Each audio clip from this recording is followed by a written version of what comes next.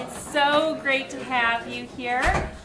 There are a couple scattered empty seats. I see one here, I see one there, I see two over there, so please don't be shy, find a seat. I'm Professor Van Schilfgaard. I am extremely excited and honored to introduce our guest speakers.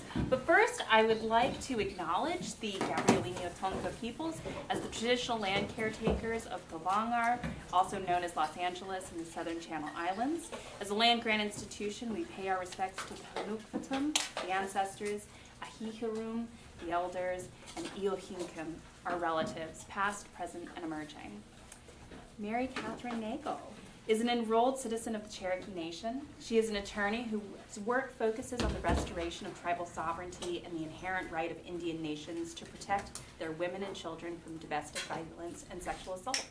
From 2015 to 2019, she served as the first executive director of the Yale Indigenous Performing Arts Program. That's right, she wears multiple hats.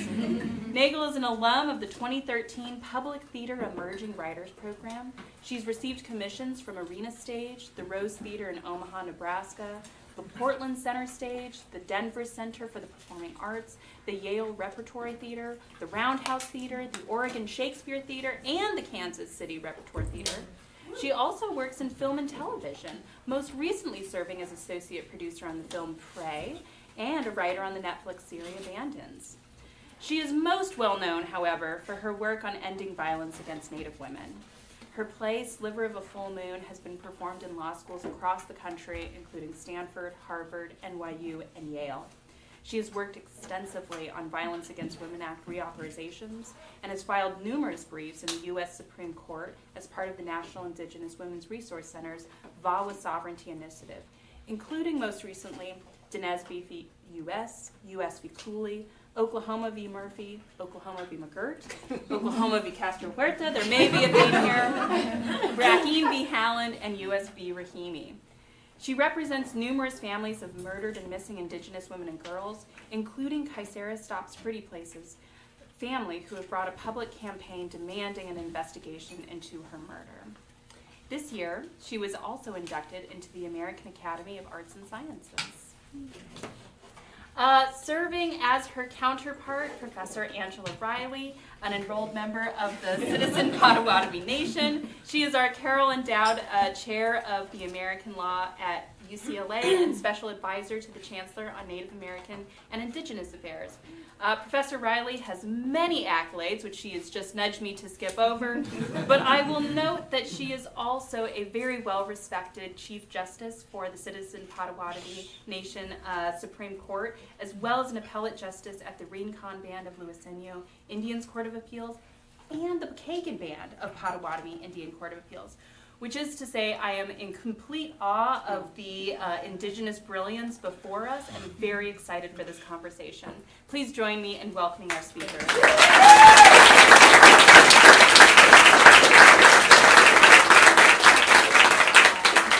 All right, well, welcome Mary Kathryn to UCLA. We're very happy to have you here. As you can see, we've got a completely packed house. I want to start off just by thanking our amazing Native Nations Law and Policy Center team, Rue in particular, for organizing this. And thank you to all of our great students who are here and our NALSA students who all came out for this. It's wonderful to see you. So when I was preparing for this conversation, I have to say I was just blown away by the breadth and depth of everything you've done in your career so far. And I think I can say, and you're so young because you're younger than me. And you just... You're not that old. True, and you're even less old. But your legal work has really put you right at the epicenter of some of Indian country's most provocative and important issues. And your creative work has really brought these issues to light through art and theater. And so, you know, I know most lawyers I know are sort of closeted writers, so there's probably a lot of closeted writers here. So I wanted to start off by just asking you a little bit about how you integrate art and law into your own life.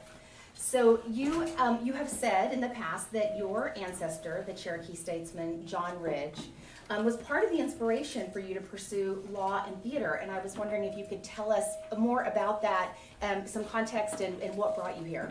Oh, absolutely. First of all, thank you so much for having me here today. It's so heartwarming to look out and see so many so many of you here. If you can't hear me in the back row, raise your hand.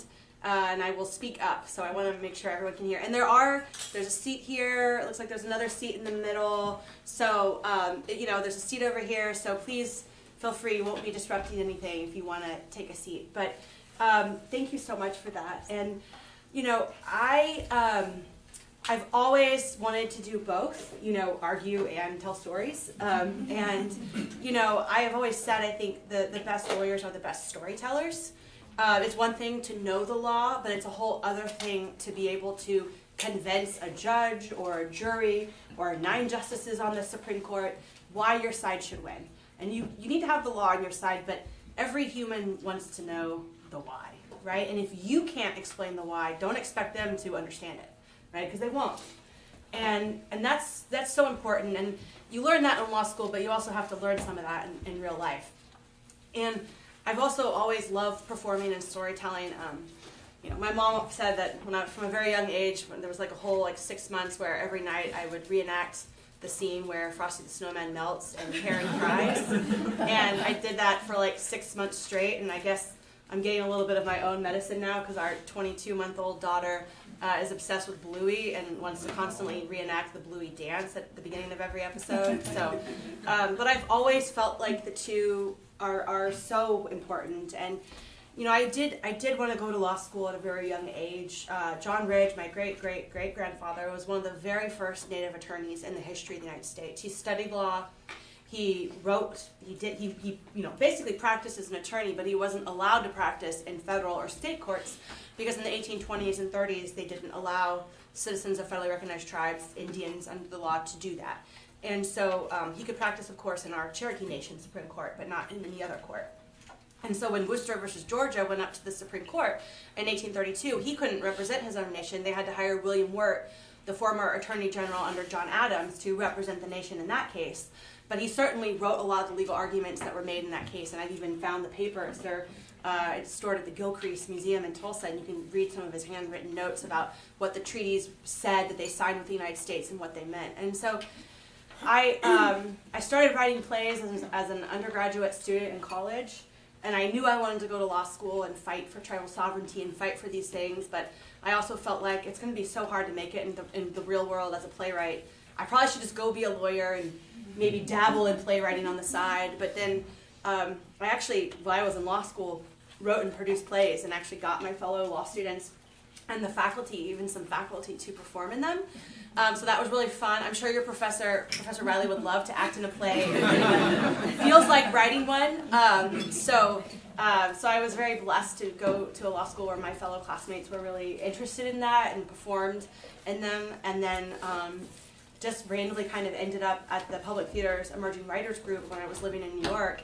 And that, in some ways, really launched my career. But kind of the first real play that I wrote and got produced was Sovereignty, which is about the Cherokee Nation's struggle to survive, Andrew Jackson's presidency, but all the American policies that happened at that time, including forced removal and the refusal to enforce Worcester versus Georgia after the Supreme Court made clear what the law was in that case. So, yeah, I've combined a lot of the work. I'm actually teaching a course at Georgetown this fall on law and storytelling and sort of how the two intersect. And so the students in that course, we're having a real conversation around how do you approach storytelling in a way that can shape law?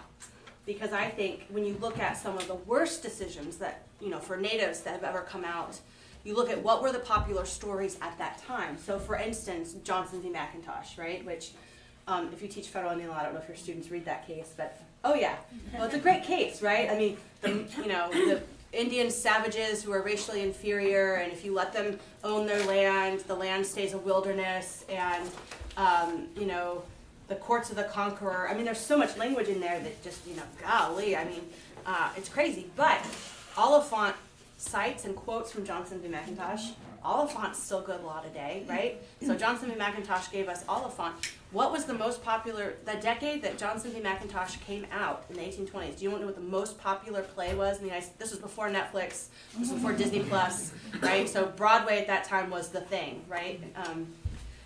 It was a play called Metamora. which was used red face, and it was this very false narrative about the disappearing Indian. And it was a white guy playing Metamora, who's a kind of fictional character based off of a Wampanoag leader, and it's about how he dies and all of his Indian race are dying with him, and it's a white guy on stage in a headdress like crying about the vanishing Indian race. And that was the most popular story to Americans in that decade.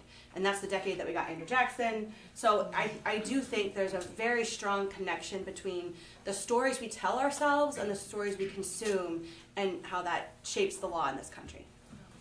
Well, thank you for that. I didn't know all of these things about you, so it's nice to get a little context too. So picking up on that, I want to talk a little bit about your acclaimed one-woman show, On the Far End. So for those of you in the room who aren't familiar, the Supreme Court ruled in a 5-4 decision called McGirt in 2020 that the reservation of the Muskogee Creek Nation in eastern Oklahoma had never been disestablished, despite the efforts of Oklahoma to do so. And by making that decision, Justice Gorsuch wrote the opinion, which has this very famous first line on the far end of the Trail of Tears, there was a promise. And as a result, almost immediately overnight, because the other 4 of the 5 tribes in Oklahoma had similar treaties, most of the eastern part of Oklahoma is now an Indian reservation, at least for some purposes, and that's something that everybody's still sorting out. But this was a really pivotal moment for all of Indian country, but I think as a Native person growing up in Oklahoma, it was just a day I never thought I would see coming. So I love that you grabbed onto that case and the importance of that case. And in doing so, Mary Kathryn wrote a one-woman show called On the Far End, which explores these themes of tribal sovereignty and Native resilience through the lens and the life of your mother-in-law, Jean Hill Chaudhary. And I should also mention that Jean's son and Mary Kathryn's husband, Jonadab, is here with us in the very back. Welcome, Jonadab, also a longtime friend and tireless advocate for Indian country. So you wrote this about your mother-in-law, and I just have to ask, what did it mean to you to write this and to perform yourself in such a deeply moving and personal show? And before you answer, I have to also say, I also have been told that Justice Gorsuch was actually at the play on opening night. So tell us more. Yes, Jonadab got to sit next to him at dinner while I was in the dressing room getting ready. So yeah, it was an incredible evening because Creek Nation's leadership was there too, and Justice Gorsuch gets tribal sovereignty, which is phenomenal to have someone like that on the Supreme Court. So the play it's really a love letter to my mother-in-law, who I never got to meet. She passed away in 1997 from health issues that plague a lot of Native communities, from intergenerational trauma and lack of actual good health care. And that was certainly her situation and very unfortunate. And we're blessed in our life and our generation to have more resources than she ever had her entire life. And so that's really unfortunate that I didn't get to meet her, but his father, my father-in-law, I did get to meet him. I got to know him. I've heard so many stories through not just my husband and my husband's brother, and my father-in-law, but she was very well known throughout Indian country. She was a playwright. She wrote her own plays. She was an activist. She now talking about boarding schools has become much more of a thing the American public does, I think, because that news story in Canada, and then of course Secretary Holland initiated her initiative, and the Washington Post has been doing articles on it. But she was an advocate for preserving the original sites of boarding schools as a place for healing for the survivors and their descendants, and a place to offer resources today to tribal communities, long before it was a cool thing to do and talk about on TikTok, right? Like, she did this in the 80s and 90s. And she saved from destruction the Phoenix Indian School in Phoenix. And so, and it was a grassroots movement where she went head to head with Senator McCain, and who was getting millions of dollars in corporate donations from a really fancy Florida land construction developer company. And I mean, these are the kind of foes she took on and defeated in her just grassroots advocacy. She was incredible. And she also survived so much. But it was interesting, my husband didn't even know the full story of her whole life because she hadn't shared all the details. And then when his dad passed away, my father-in-law, during COVID, when we finally got out to the house to go through it, I'm shortening the story a little bit because there's a lot of details and we'd be here for hours if I told the full story. But we came across we didn't know this existed. We came across a book that he had handwritten, 110 pages, a biography of her life. And that was phenomenal. And I got to read it, and there's so much in there, including we knew she went to boarding school. We knew the BIA showed up at her house and took her to boarding school, at gunpoint. We knew that happened, but she ran away 8 times. They chased her with dogs and with guns, dragged her back 7 times, beat her. Finally, when she got away the 8th time, she never had to go back. And but she's got these incredible stories that he didn't even know that she had told her husband that are in this book. And so I was like, I have to write her story. And then McGirt happened. And I'm not Muskogee, I'm Cherokee, and I knew what it meant to me on that day, because I also knew what would happen for my nation and our reservation, and that the treaty that created our reservation, my great-great-grandfather signed and was assassinated for signing it. So it's personally, in my family, there's a lot of connection to that treaty and the reservation and the trauma entrenched in that, but also knowing that what my grandfathers fought for was for us to still have that reservation and that sovereignty over the reservation. If we couldn't have it in our homelands, we would have it somewhere else, and at least we would still exist as a nation. We wouldn't be wiped off and no longer have that sovereign existence. And that to still have that recognized today was so huge. And I thought, what would this mean to Jean? And I saw what it meant to my husband. We were all still in lockdown when it came out on July 9th, 2020. So we were all in our house, with our teenage boys too, and the dogs, and, we were crying, and there were tears, and then the constant Zooms with all the interviews with all the reporters, right? Because everyone, and I can't tell, all the questions were so, how many people in Oklahoma are going to move and lose their homes because the reservation still exists? And I was like, oh my God, you got to be kidding me, right? But that was what the governor of Oklahoma was saying, right? Think about. And even, I think it was Roberts who asked during the oral argument, I don't know if you remember this, or it may have been Alito, one of them asked, well, what are we supposed to tell the business owner in downtown Tulsa when he wakes up one day and finds out he's on a reservation? I was like, what?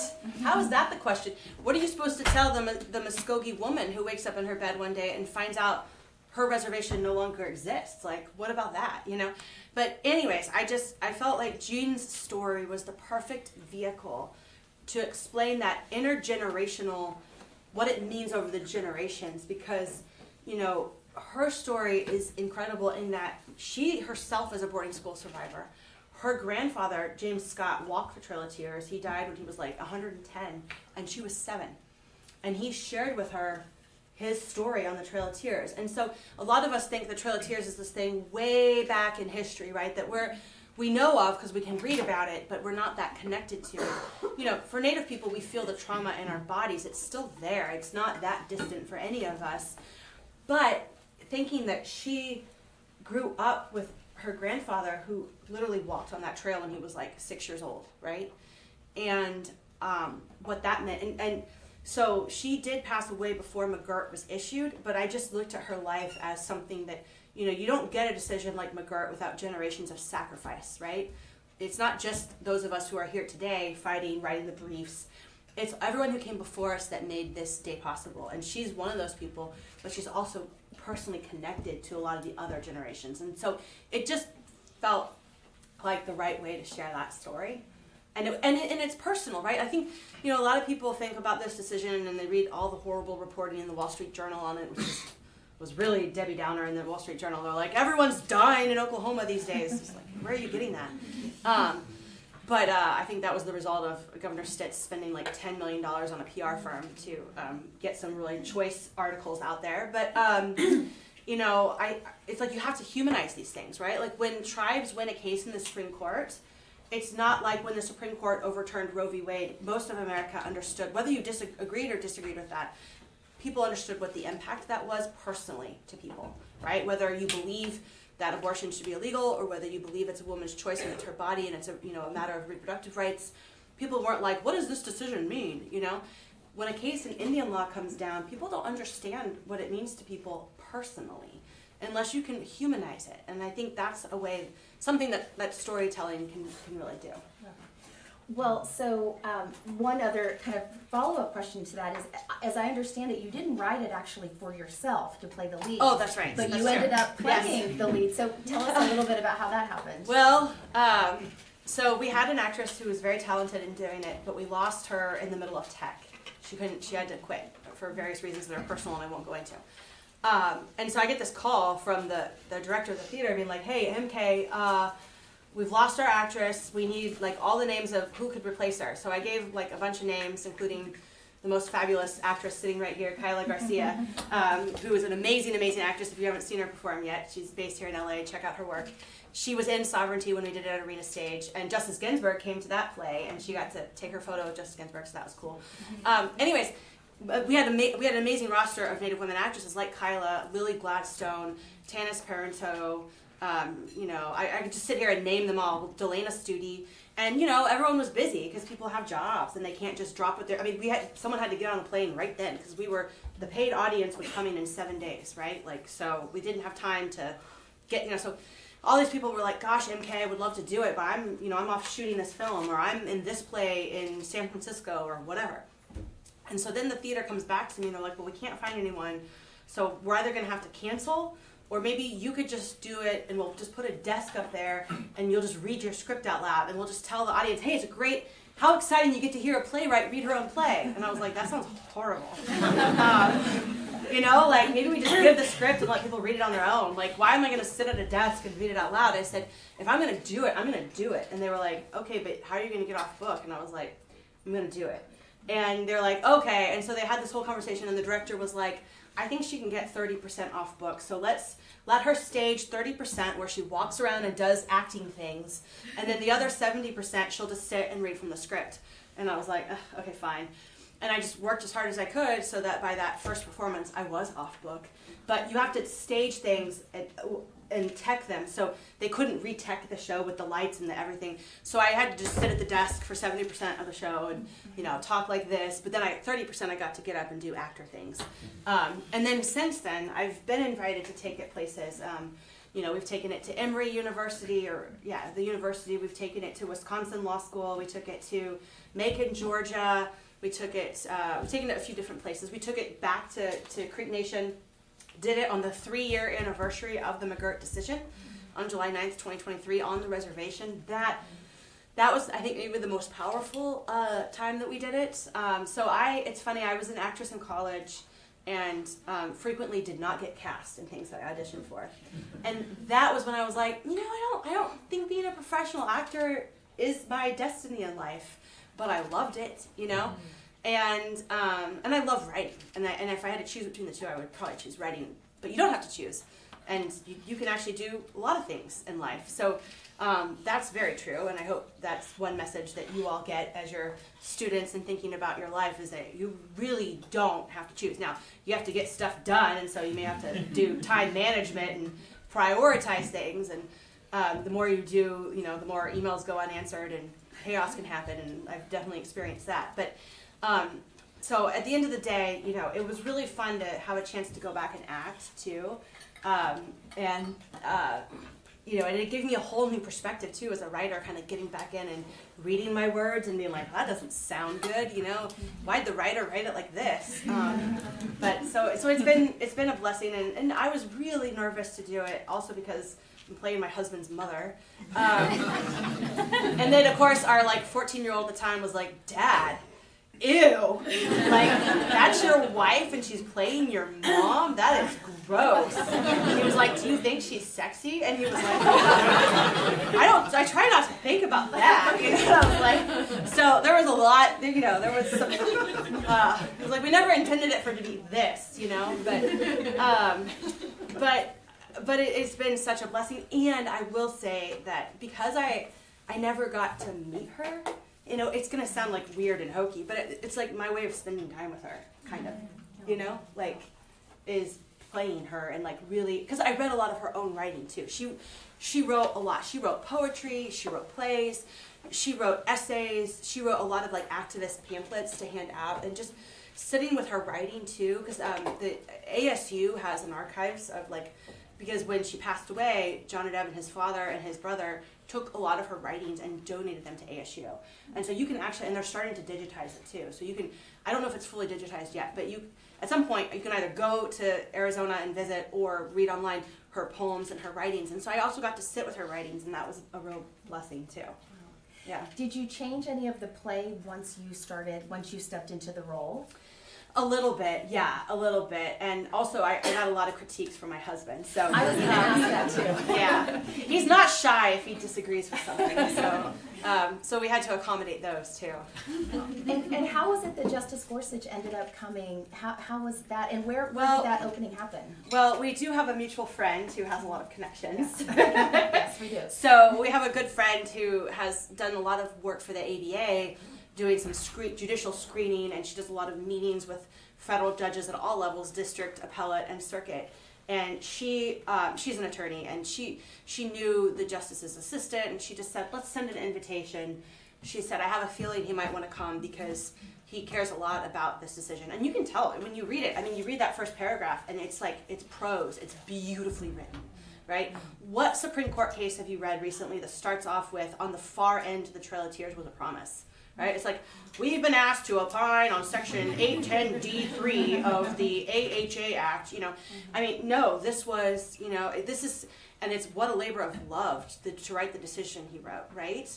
He cares. He's personally connected and tapped in somehow, right? And so whatever that is, right? She said, let's send the invitation. And we did, and it came back immediate, like, yes, my wife and I would like to attend.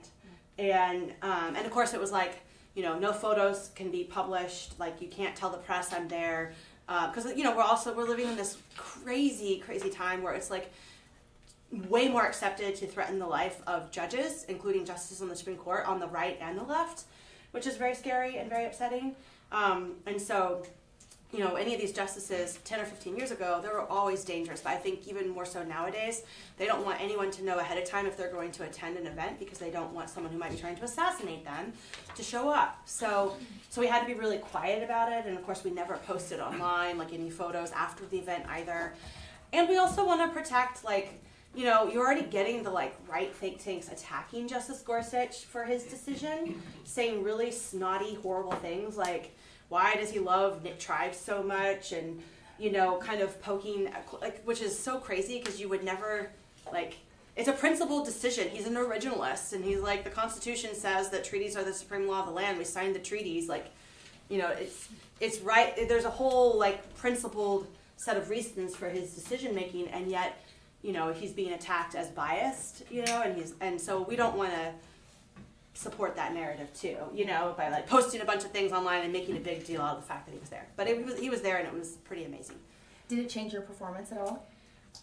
There were a couple. I tried just to not make eye contact with anybody that night, and the lights were bright enough that I could only see the first row, you know, and I could see my husband, like, you know, because, like, there are a couple words that I messed up, and then afterwards he's like, I told you to change that line, and I was like, I did, but sometimes I make mistakes,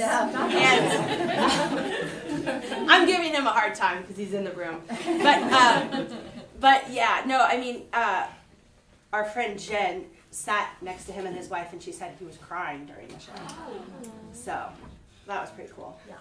I mean, the opinion reads like it is one for the ages. You know, he knows that he knew it was a path marketing case when he wrote it, and and it reads that like that. If you haven't seen it, you really should. It's remarkable. I cried when I read it, and I think it's the only Supreme Court opinion I've ever cried. Yes. I've cried for other reasons to do with the Supreme Court. Okay, so I want to turn now a little bit more to your legal advocacy. You've been involved in some of the core issues that I feel like that we're confronting in Indian country, obviously related to tribal sovereignty and self-determination, but other issues that are really, you know, close and near and dear to me and a lot of people in this room, including justice for Native women, the MMIW, missing and murdered Indigenous women phenomenon, and how to counter that, and you know, protecting sacred sites and burial grounds. So I want to say a little bit about, or ask you a little bit about the Hickory Ground case. Yes. So for the last few years, you've been working on this case, which involves a historic creek site called Hickory Ground. And just a little bit on this case, and then I'll turn it over to you. This is a case where the Muscogee Creek Nation has sued the federal government over actions that allowed another tribe, the Porch Band of Creek Indians, to develop this site, which involved exhuming remains of Creek ancestors. So this is an ongoing litigation, and I know you're deeply involved in it. Can you describe a little bit about the litigation, where it is now, Yeah. and why it was so important to you to work on this case? Absolutely. I was very honored when I got the call from the leadership of Creek Nation and also Hickory Ground, which is a ceremonial ground. Creeks and Cherokees too, but we haven't preserved it the way Muscogee Creek Nation has. Traditionally, we were confederacies, right? So we weren't really a centralized government. We were a decentralized government. We had tribal towns that had leadership, and the confederacy would come together and make decisions together. But there wasn't really like a principal chief way back in history, and that kind of changed as white people showed up and everything started to change. But when Creek Nation was forced on the Trail of Tears, many of those tribal towns, which with ceremonial grounds, carried their fires with them. The ceremonial fires, and continued those lifeways, that religion, those traditions, those ceremonial practices. And they know where they came from. So there's a Hickory Ground today in Oklahoma, and those people are directly descended from the Hickory Ground they left behind in Wetumpka, Alabama. It's a ceremonial site, it's a sacred site. And I've said it's akin to Arlington Cemetery. Some of their most decorated warriors are buried there. Some of their most important spiritual leaders are buried there. Hickory Ground was and served as a political capital for the Confederacy prior to removal at one point. The capital had to move several times because of the horrible actions of people like Andrew Jackson and the massacres that were being committed against the nation in the early 1800s. But the point is just that Hickory Ground was placed on the National Register of Historic Places in 1980 because of its significance not just to Muscogee Creek Nation but to American history, right? I got brought onto the case a couple years ago because actually the case was being litigated by a very talented attorney at the time, Lauren King, who President Biden appointed to be a federal judge in the Western District of Washington. Mm-hmm. So I was very honored when I got the call to take over Lauren's excellent work. She had done an incredible job. And the case is really heartbreaking because what happened is you have this sacred site and a group of people who claim to be Creek were not a tribe yet. They wrote to the federal government, specifically the National Park Service, and they said, hey, we're Creek, we're not a federally recognized tribe, we hope to become one, but if you give us this National Park Service grant, this federal funding, we're going to use it to purchase this site and protect it forevermore. Our Creek cousins are in Oklahoma, and they have relatives buried here, and this is a sacred site to them, and we'd like to buy the money and preserve it. It's on the National Register of Historic Places, please let us buy it. So National Park Service was like, here's the money. They buy it. 5 years later, they get federal recognition from the federal government. They become a tribe. And they say, well, now we want to put that land in trust. So the federal government says, okay, here, you can put it in trust. And then they say, well, we want to build a casino. And the federal government, even though every single federal law you can imagine, well, maybe not every single, but some very specific federal laws, protect that site because, one, it's on the National Register of Historic Places, two, it has religious and cultural significance to a federally recognized tribe, and three, Native people were buried there. So there were many laws, Native American Graves Protection and Repatriation Act, the Archaeological Resources Protection Act, the National Historic Preservation Act. These are laws that preclude entities, even tribes, going in and digging up Native remains and desecrating a sacred and historical site without at least first consulting with the tribe that attaches religious and cultural significance to the site. And we can have a whole conversation about whether or not we think these laws are adequate in terms of the protections they provide. But in this instance, no one abided with them, right? And so there was no consultation. It was just Porch went to, the federal government put the land in trust, gave Porch an ARPA permit to dig up these remains, which you can't do that under the law without consulting with the tribe who's connected to the people that are buried there. And then Porch turned to Auburn University and said, Auburn, would you dig everyone up so we can build a casino here? And Auburn went in and dug up 57 people buried there. And initially they put all their bones in trash bags and threw them in a shed.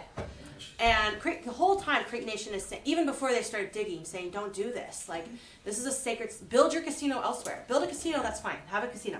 Just don't do it on this sacred site.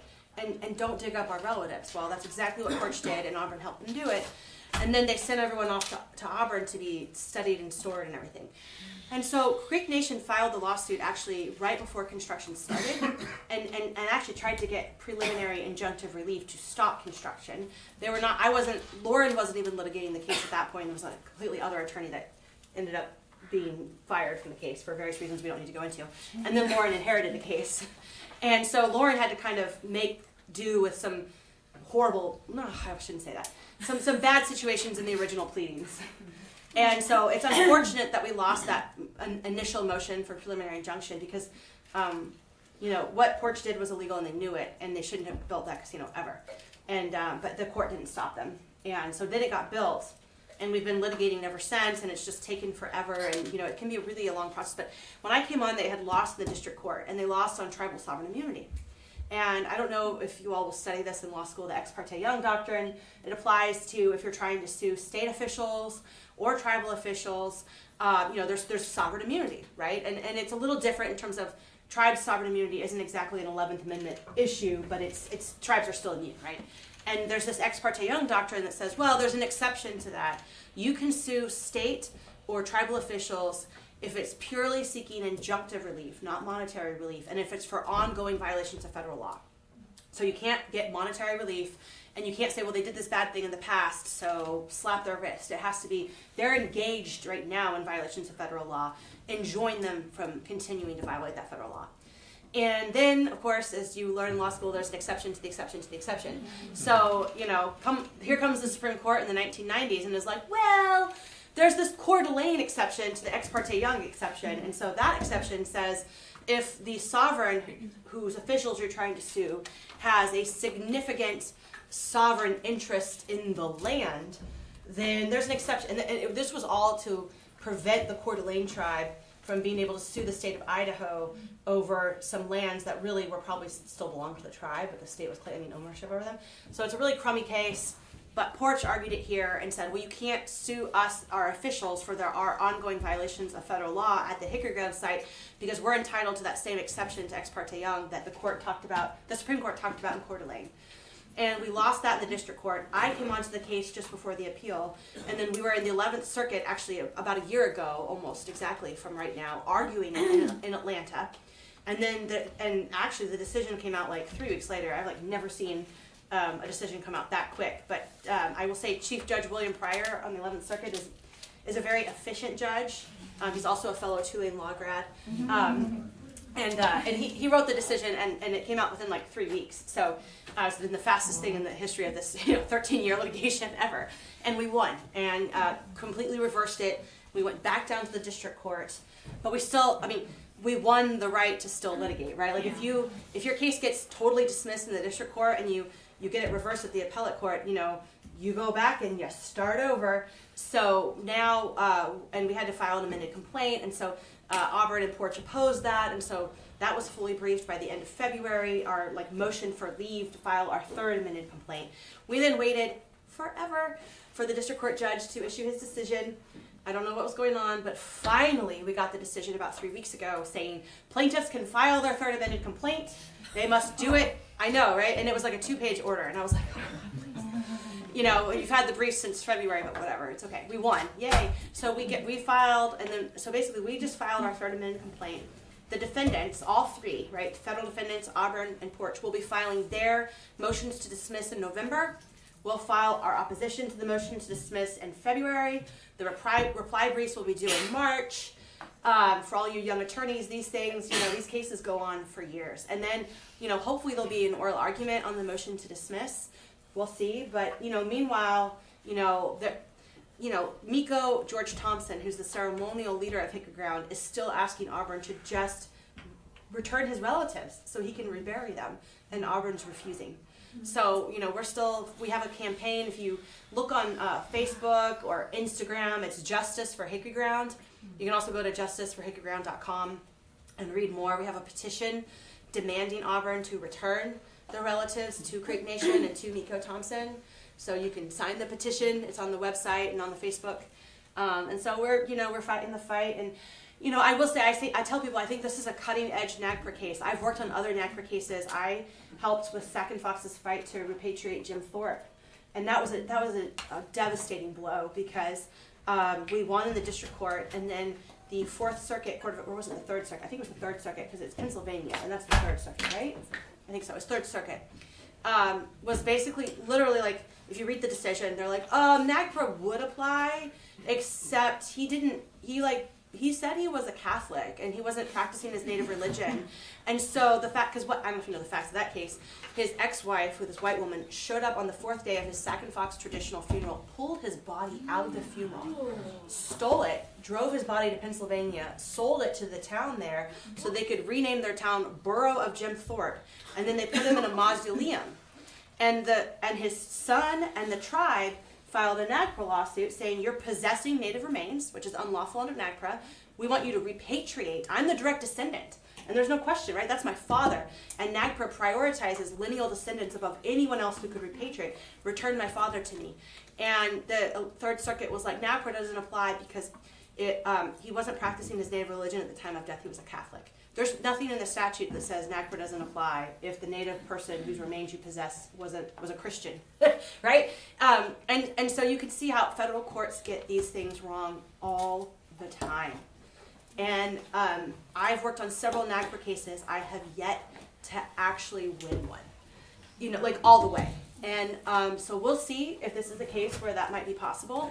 You know, if NAGPRA means anything at all, I think, you know, Cherokee Nation and Nico Thompson should win this case, but we'll see. And what is the requested relief? Is it repatriation? Repatriation and restoration of the sacred site. So people will ask, well, are you asking for the casino to be torn down? We're like, yep, definitely. There should not be a casino there. They build their casino somewhere else.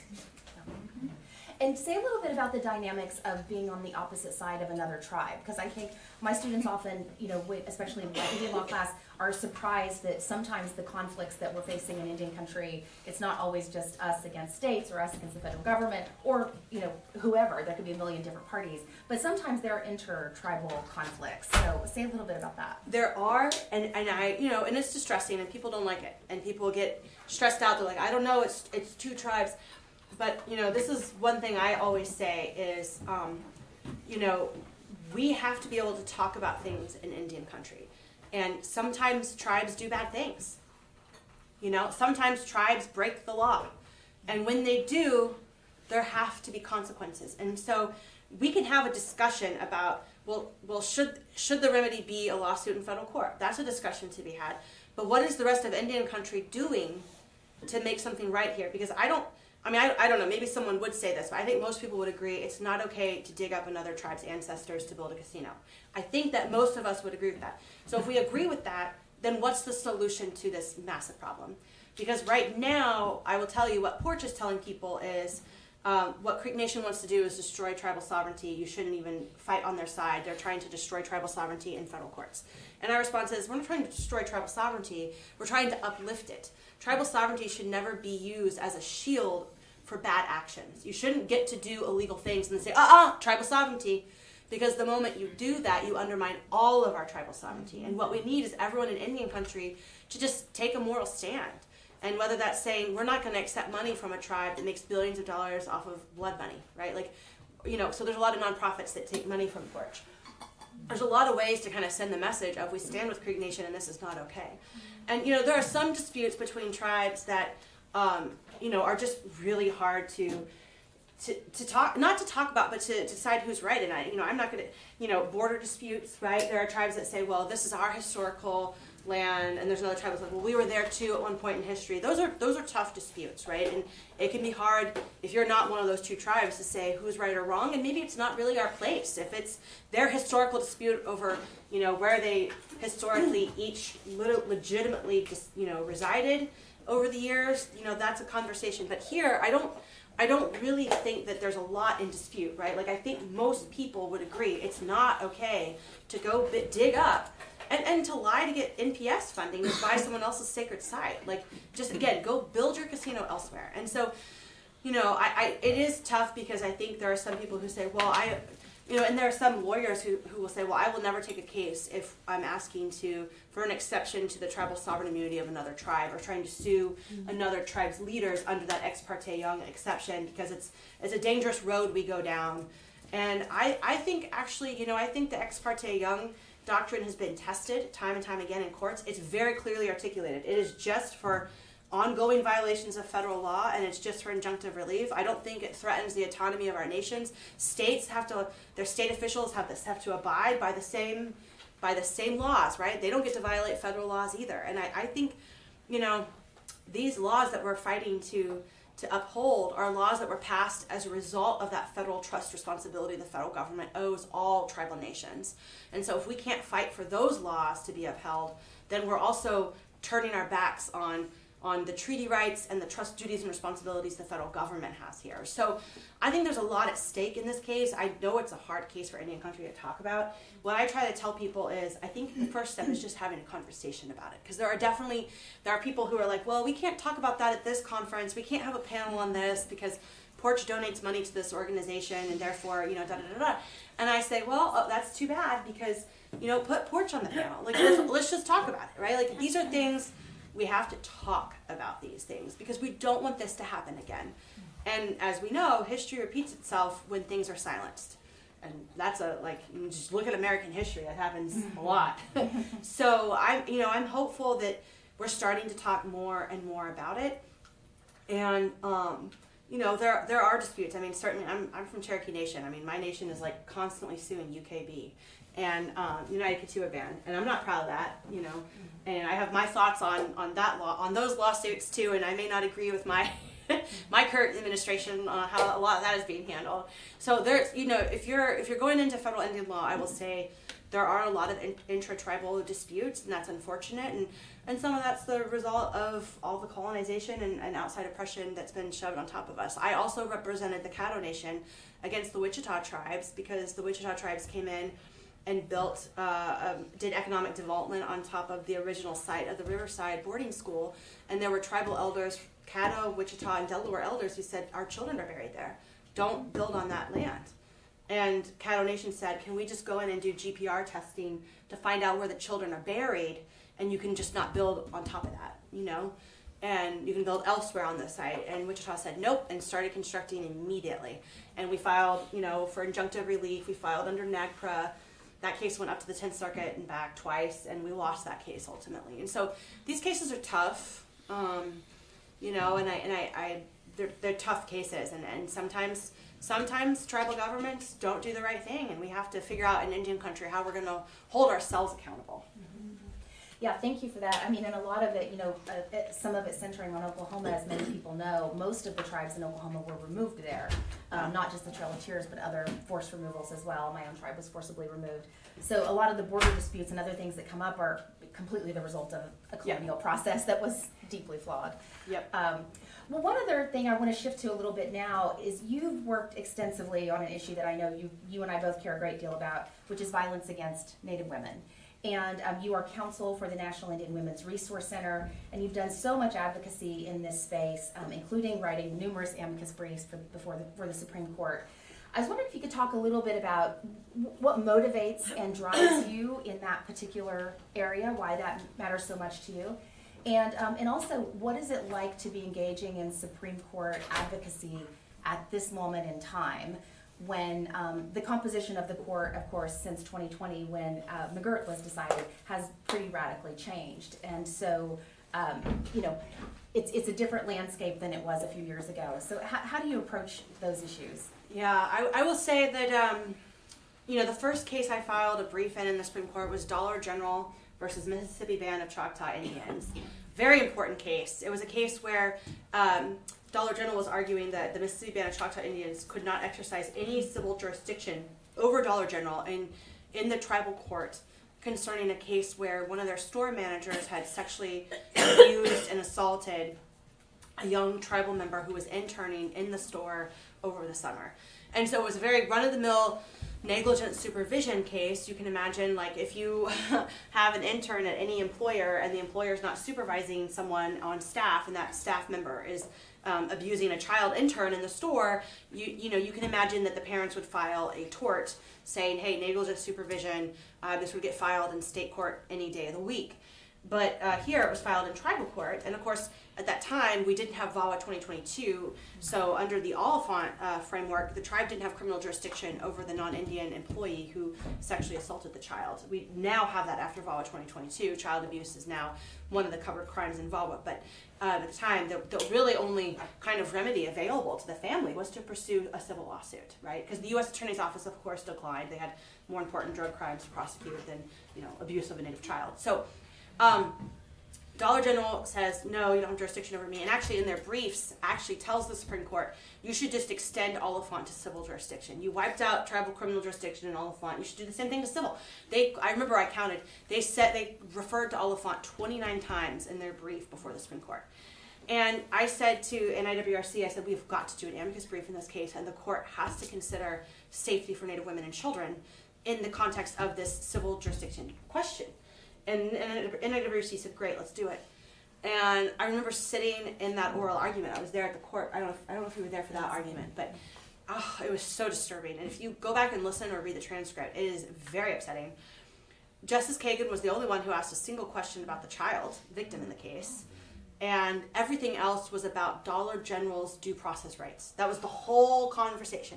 Even from the other liberal justices, I was like, what the heck? What about this child's due process right to have justice in his own community when he's abused on his reservation? You know, what about that? I mean, and, you know, it was so absurd to me hearing, and Justice Kennedy especially was just like, he even called into question, even though this was a civil case, he called into question the constitutionality of VAWA's restored tribal criminal jurisdiction during the oral argument. And he said, well, if Congress can do that, can Congress give the UN criminal jurisdiction over American citizens? Because that's basically what Congress did in VAWA. And I'm like, what? He goes, the Constitution doesn't apply in tribal courts, so it's basically giving a foreign power criminal authority over American citizens. That's what Justice Kennedy said. So I was very happy when he stepped down from the court. I was like, yes, bye-bye. You know, I was like, wow, we have a lot of work to do to educate this court. Now, of course, that is what the NARF and NCAI Tribal Supreme Court project has been all about. And NCAI and NARF, they're two nonprofits in Indian country that bring, you know, attorneys, law professors together to kind of, when a case is going up to the Supreme Court, to help organize and kind of galvanize amicus briefs and really make sure we get everything to the court to educate the court on whatever the court needs to know in that particular. You know, amicus briefs are a really important part of what happens in a Supreme Court case. Any Supreme Court practitioner will tell you that. And so the NARF and NCAI Supreme Court project does a great job of organizing that. I saw a real need for the court to be educated in particular on how these cases would impact Native women and children and two-spirit relatives when it comes to domestic violence and sexual assault, which our communities experience at the highest rates in all of the United States. And so we started filing briefs that were just all about that and just educating the court on that. And I will say, you know, since we're very friendly here, that my initial efforts to do that weren't necessarily well received by two of the non-Indian men lawyers who worked at NCAI and NARF now. Neither one are there today, but I got yelled at by both of them, told that my idea was crazy and that we couldn't have too many amicus briefs and there just wasn't space for ours and that we should join NCAI's brief. And I said, nope, Native women are going to have their own brief. Bye-bye. And so after getting yelled at by a couple of white men many times, we filed our briefs. And now, I mean, it's to the point where the attorneys representing Alicia Strobel, who just filed her cert petition, you know, called me and said, can we get an NIWC amicus brief at this stage? Yeah. And that's, so I think we've really come, and not only does our own fellow tribal advocates now ask for our briefs, but they've been cited in Supreme Court decisions. Justice Gorsuch cited our brief in his dissent in Castro Huerta. Justice Breyer quoted our brief in the oral argument in United States versus Cooley. And I will say, if you look at Justice Ginsburg's decision in United States versus Bryant, and then you read the amicus brief that we filed in that case, I think her law clerk cut and pasted a lot of what's, I mean, and it's great because it's good stuff, I wrote it. You know, if you read that decision and you're like, wow, yeah, okay, they literally just took our amicus brief and went plop. And so I do think it's made a difference. I think it truly, truly has. And it's been just an incredible experience for me to get to do this work on behalf of NIWRC. And we've branched out too. I mean, we're actually doing an amicus brief now. We don't just do the United States Supreme Court. We're doing one right now in the Ninth Circuit Court of Appeals. It's actually a criminal law case, but it's a missing and murdered case. So we have, I represent the family of a Navajo woman who's been missing for several years now from the Navajo reservation. And if there's a whole Fourth Amendment challenge issue that came up. The person they have arrested and are prosecuted, I have like 20 different missing and murdered cases I handle right now. And I only have one where someone who did one of the crimes to the person who's missing or murdered is being prosecuted by the U.S. Attorney's Office. Some of them are under state jurisdiction, but out of the 20 I have, like one is actually being prosecuted. And the public defender raised this Fourth Amendment argument, and the U.S. lost in the district court and then lost in the Ninth Circuit, and they're asking for a rehearing en banc. And I'm actually very pro defendants' rights in many ways, but what the Ninth Circuit did in this case was really unexpected. And I'm no criminal law expert. I may have to. Well, you're teaching criminal law. Yeah, I may have to reach out to you for this help too on this brief. But it's the whole United States versus Mosley analysis, and they had read the Miranda rights. And he said, no, I want an attorney. And they came back 6 days later. And this was when she was still missing. And this was, now we're a couple of years later. Or I don't know how long it's been. But, they were still trying to find her. And they said, 6 days later, they re-Mirandized him. And they said, would you answer some questions now? And he said yes. And then the court found that actually that violated the standards in the United States versus Mosley. And everything that came out, he confessed to having kidnapped her and knocked her unconscious and disposed of her body somewhere on the reservation. And they're trying to figure out where he put her, and we still don't know. And so it's very frustrating that I'm very pro defendants' rights, but I think here we're going to be filing a brief saying, look, if you're going to kind of expand defendants' rights under the Fourth Amendment, you also need to counterbalance that with victims' rights, especially when we're talking about law enforcement in Indian country. And so, let's talk about defendants' rights and let's consider them. And that's important. And we have a lot of natives who who get prosecuted through the U.S. Attorney's Office because of the way the federal Indian law system is set up, where federal government still, unless the Cash Huerta expands even further, exclusively has criminal jurisdiction over certain categories of crimes that get committed on tribal lands. A lot of our Native people get prosecuted by the U.S. Attorney's Office compared to other populations in America. But so we should think about and talk about defendants' rights, and we don't want to see defendants have their constitutional rights violated. But at the same time, we can't just throw out any consideration of the Native women, children, and Two-Spirit relatives who go missing and who need to be found. And there has to be a counterbalance, and there has to be consideration of that. And that's what NAWRC's brief is going to say, is that there are real-world impacts to, this isn't just an academic question of what are the constitutional rights here. And so we really need to come up with something that also keeps in mind victims' rights. And that's the brief that we'll be filing in the Ninth Circuit. Well, I want to give a few minutes for questions at the end, but I have another question before we close. One of the things that I could talk to you forever, but one of the things I find really remarkable about your career is that it seems to me you do something that I greatly, greatly admire, which is that you largely run your own show. And you decide if you want to write a play about something, you're going to write it. And then if you need an actress in it, you're going to do it. And if you want to file a brief, you're going to file it. And and as far as I know, you've worked for firms and other lawyers in the past. I think right now you're working for yourself. Yeah. So so you're an artist and a lawyer and and a creator and really a thought leader. And I think that's just so admirable. So I was wondering if you could say a little bit to the students. Any advice for students out here? There are probably a lot of students here who also have that interest in innovating and being creative along with being a lawyer. And how do you balance both? And how do you kind of, when the infrastructure isn't there for you to do it, you just build it yourself? That's key. And so I will say this. When I give advice to law students, I like to say, when you leave law school, just be prepared. You're going to have many different jobs, and that is great, and that's actually a good benefit.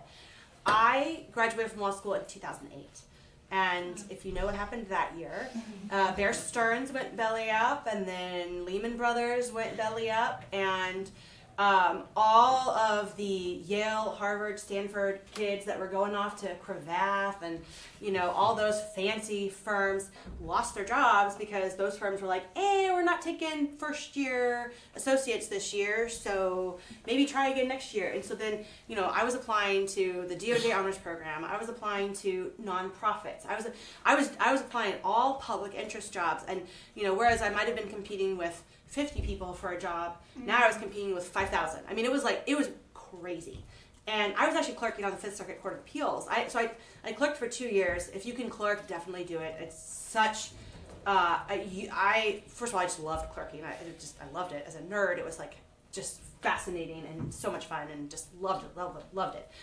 But also, whatever you want to do, it's going to be immensely helpful, especially if you want to help tribes and work for tribes, because most of what tribes have to litigate ends up in federal court, and knowing how federal courts work, knowing how federal judges work, and having that experience is priceless.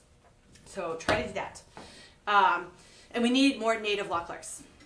We still need more. We have more now than ever before, but we need more. So please, go clerk.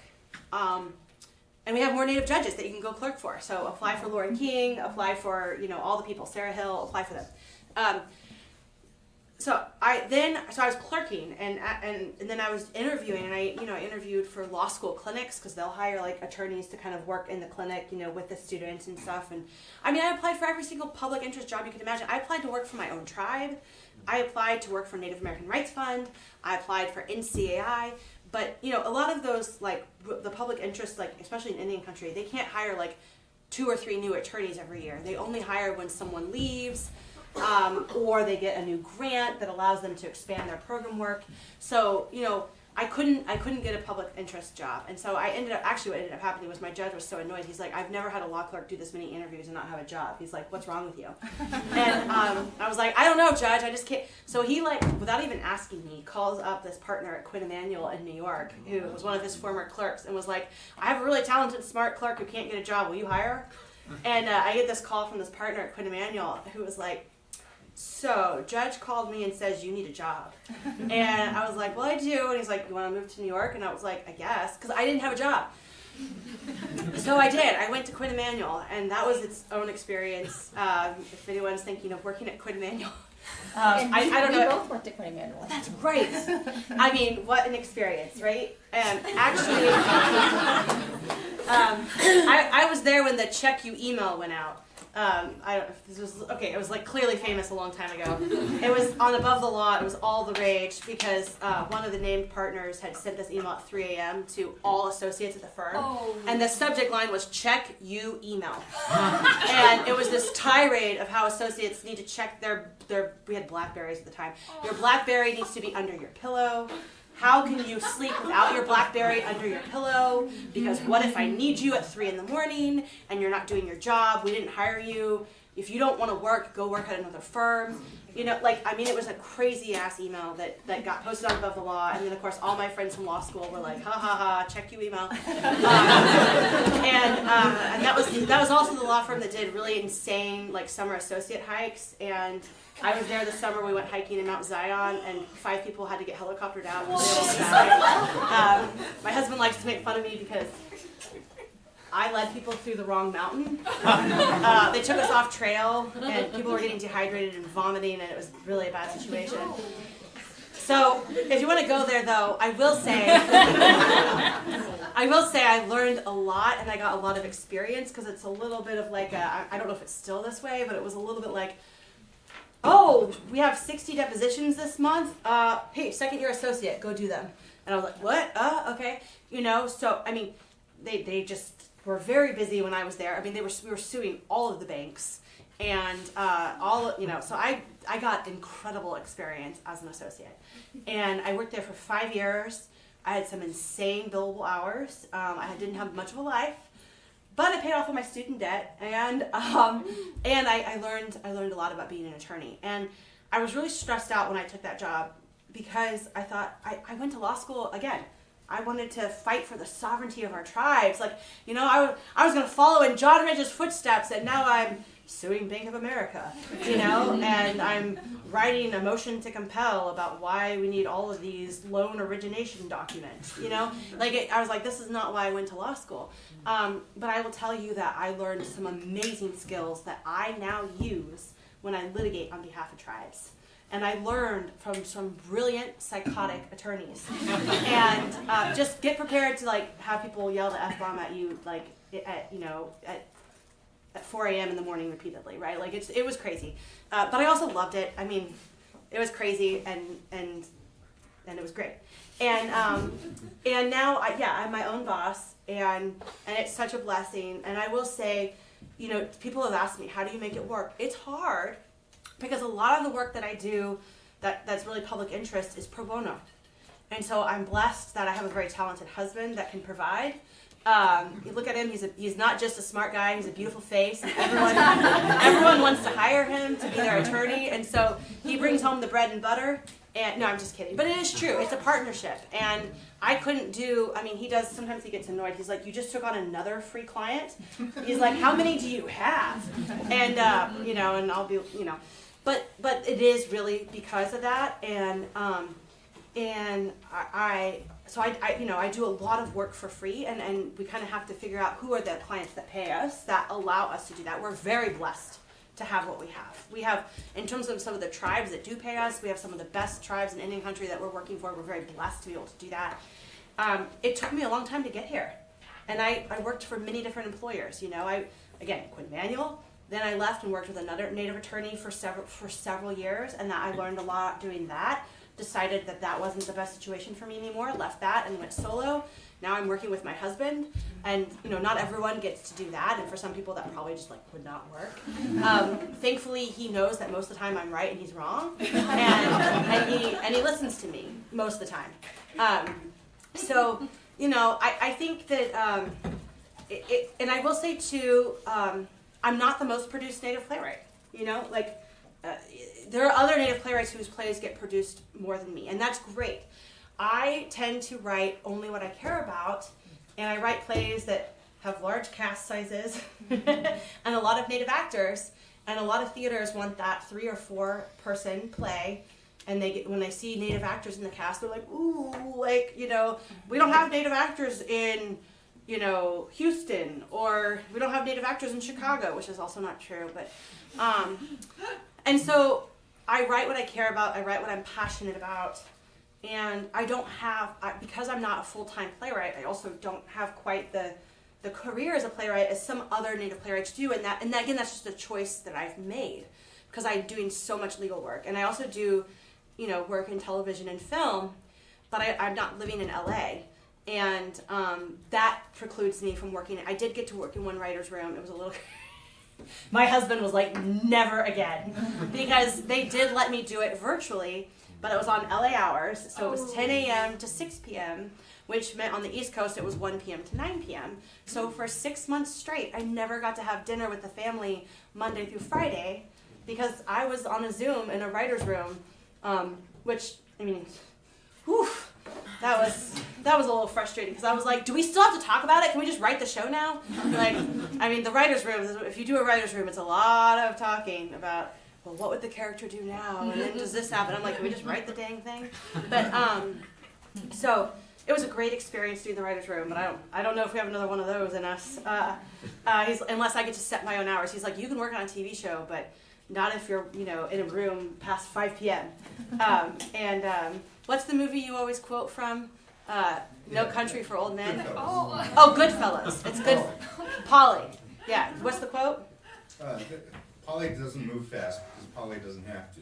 Just be Polly. He tells me, you see, you're saying I'm my own boss. He's like, you need to be Polly. And you're not working on a TV show unless you set the hours. I'm like, all right, right, we'll see how that goes. But so if you are going to do more than one thing, you don't get to do that one thing as fully as the people who do that one thing, right?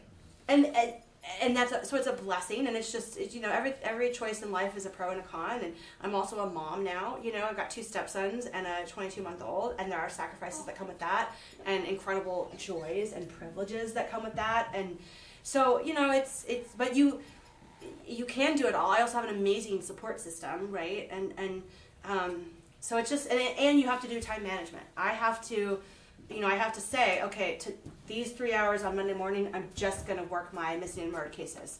Because a lot of it is just calling different law enforcement agencies repeatedly, leaving insane numbers of voicemails, sending attorney letters, just like nonstop barraging people until they talk to you. And then you do the PR campaign and you pressure them into investigating the case. You just have to, I have to sort of, or I will say, okay, when baby goes to bed the next 3 nights in a row from 11 p.m. to 2 a.m., I'm writing. I'm writing my play, I'm writing the screenplay, whatever I'm doing. And so when you add kids into the mix, then you're talking about some loss of sleep too. But you just have to time manage. That's really what it comes down to. But what I would say is just when I was at Quinn Emanuel, I was bummed at first because I was like, God, I'm not getting to do any Indian law. So I went to NARF and I said, I really want to help out with the Tribal Supreme Court project. Like, can I volunteer? And actually, this was before I started representing the WC, but in the Baby Veronica case, they said, well, you're at Quinn Emanuel, Kathleen Sullivan is there, and she's kind of a big deal for the Supreme Court. Do you think she would agree to do an amicus brief on behalf of current and former members of Congress about what ICWA means and doesn't mean, and Congress's constitutional authority to pass it? I said, well, let me ask her. I went to Kathleen's office. I was like, hey, Kathleen, would you do this? She was like, oh, I love this idea. Will you write it? I was like, sure. She was like, great. I was like, great. So, here I am, this associate at Quinn Emanuel, and we got to do pro bono an amicus brief in the Baby Veronica case. This was a 2013, adoptive couple versus baby girl. And we got to file on behalf of current and former members of Congress. And so, if you're going to go to one of these big, law firms and not do Indian law to pay off your law school debt, or maybe that's the only job you can get or whatever, find ways to reach out. You can NARF and NCI, you can volunteer to do some of these amicus briefs that happen, or, there are a lot of different ways to volunteer and get involved in federal Indian law and get to know people. You can go to the Fed Bar conference, meet people. You never know what jobs might be opening up. And so sometimes it just takes a little while. Just don't be hard on yourself if your first job out of law school isn't your dream job. I mean, mine wasn't, It took a while to get there. Mary Kathryn has very graciously agreed to go to the faculty club here on campus from 2 to 3 to have coffee and meet with students who want to ask questions further or pick her brain or anything else. But please join me in thanking her for this brilliant